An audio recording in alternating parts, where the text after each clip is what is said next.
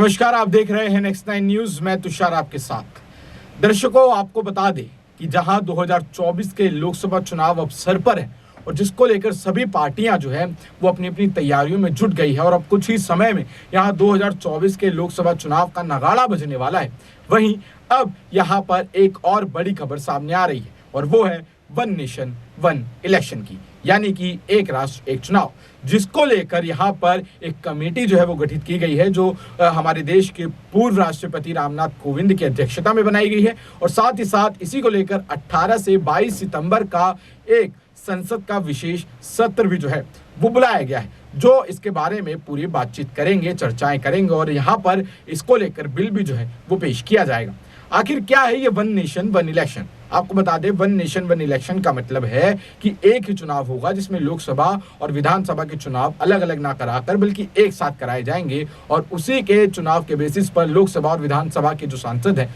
वो चुने जाएंगे। आपको बता दें कि इसको लेकर भारतीय जनता पार्टी हमेशा से ही उनके जितने भी एजेंडे रहे हैं उसमें से एक प्रमुख agenda one nation one election का भी रहा है। दर्शकों, आपको बता दें कि जिस तरीके से यहाँ पर ये वन नेशन वन इलेक्शन लाया जा रहा है, वहीं इसके क्या कुछ फायदे हो सकते हैं और क्या कुछ खामियां हो सकती हैं, इसके बारे में हम आज आपको बताने वाले हैं। सबसे पहले आपको बता दें कि अगर वन नेशन वन इलेक्शन को लाया जाता है तो इसके चलते संविधान में जितने भी कानून हैं उनका कुछ कानूनों में 5 संशोधन जो है हमें संविधान में वो करने पड़ेंगे। तो चलिए सबसे पहले आपको बता दें कि वन नेशन वन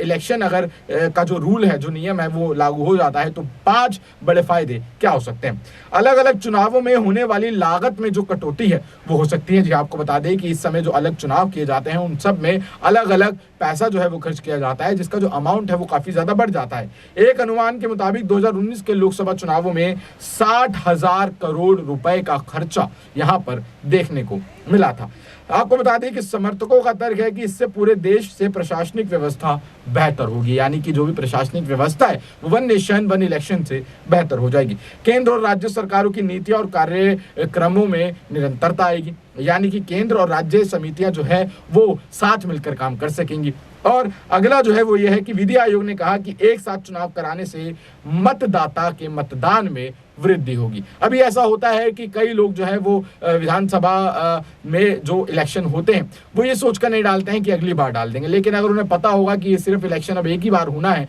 तो वो वोट डालने जरूर जाएंगे, ऐसा कहना है। अब इनकी कमियां क्या है, खामियां क्या है, तो आपको बता दें कि एक्सपर्ट्स के मुताबिक अगर ये कानून, ये नियम अगर लाया जाता है तो सबसे बड़ी कमी जो इसमें ये होगी वो होगी कि संविधान में 5 कम से कम संशोधन जो है वो आपको करने होंगे। आपको बता दें कि क्षेत्रीय दलों को बड़ा यहाँ पर खतरा है कि अपने स्थानीय मुद्दों को मजबूती से वो नहीं उठा पाएंगे और राष्ट्रीय मुद्दे में आ जाएंगे। जो स्थानीय जो क्षेत्रीय दल हैं, जो छोटे छोटे दल हैं, उनके लिए यहाँ पर एक बड़ा मुद्दा खड़ा हो सकता है। क्षेत्रीय दल चुनाव खर्च और चुनावी रणनीति के मामले में भी राष्ट्रीय पार्टियों के मुताबिक पीछे रह जाएगा, क्योंकि यहाँ पर अगर एक ही चुनाव होंगे तो यहाँ पर जितनी बड़ी बड़ी पार्टियां हैं, जो नेशनल पार्टियां हैं, जैसे भारतीय जनता पार्टी हो, आम आदमी पार्टी हो, टीएमसी हो या फिर आम आदमी पार्टी हो, कांग्रेस हो, ये सब जो है वो खुलकर खर्चा करेंगे और यहाँ पर जो छोटे दल हैं वो कहीं ना कहीं पीछे रह जाएंगे। एक सर्वे में पाया गया कि 77% संभावना है कि वोटर्स विधानसभा और लोकसभा में एक ही राजनीतिक दल या गठबंधन को चुनेंगे। तो यहाँ पर जो डाइवर्सिटी है, यानी कि यहाँ पर जो पक्ष विपक्ष की बात है वो कहीं ना कहीं खत्म होती नजर आएगी और सिर्फ सरकार में हमें एक ही पक्ष यानी कि एक ही सत्ता जो है वो नजर आएगी, वो चाहे कांग्रेस की हो या फिर भारतीय जनता पार्टी की हो या आम आदमी पार्टी की हो या फिर किसी भी अन्य दल की हो। आपको बता दें कि ऐसा पहली बार नहीं हो रहा है। हमारे देश में पहले भी वन नेशन वन इलेक्शन की जो पॉलिसी है वो आ चुकी है और उसके मुताबिक 1951, 52, 1957, 1962 और 1967 में लोकसभा व विधानसभाओं में एक साथ चुनाव कराए जा चुके हैं। और अब एक बार फिर से इसको लेकर यहाँ पर भारतीय जनता पार्टी ने जो है वो 18 से 22 सितंबर का यानी कि 5 दिनों का संसद का विशेष सत्र बुला लिया है, जो अब मेनली इसी पर बात करेगा और जल्द से जल्द इसे लागू करने की यहाँ पर कोशिश जो है वो केंद्र सरकार की रहने वाली है। अब दर्शकों, आप इस बारे में क्या सोचते हैं, आपकी राय है नीचे कमेंट सेक्शन में जरूर बताएं और देखते रहे नेक्स्ट 9 न्यूज। धन्यवाद।